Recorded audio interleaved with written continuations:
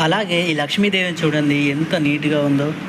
వరాలు ఇచ్చే లక్ష్మీదేవి ఇంటికి వస్తే ఎవరు కాదంటారు. చూడండి ఎంత నీట్గా వచ్చిందో. భూమి మీద నివసించే ప్రతి ఒక్కరికి డబ్బు కావాలి. అలాంటి డబ్బు కావాలంటే ఈ లక్ష్మీదేవిని ఆరాధించండి. తప్పకుండా మీ ఇంట్లోకి లక్ష్మీదేవి కనకవర్షం కురిపిస్తుంది. ఒక్కసారి లక్ష్మీదేవికి లైక్ వేసుకోండి. అలాగే వినాయకుడు, నమో వినాయక. సంపదతో పాటు మనకు జ్ఞానం కూడా కావాలి కాబట్టి మనము వినాయకుని పూజ చేస్తాం. అలాగే ఇక్కడ సరస్వతి కూడా ఉంది. చదువుల తల్లి సరస్వతి దేవి. మనకు సంపద డబ్బుతో పాటు జ్ఞానం కూడా కావాలి, చదువు కూడా రావాలి కాబట్టి మనం సరస్వతి దేవిని కూడా పూజించడం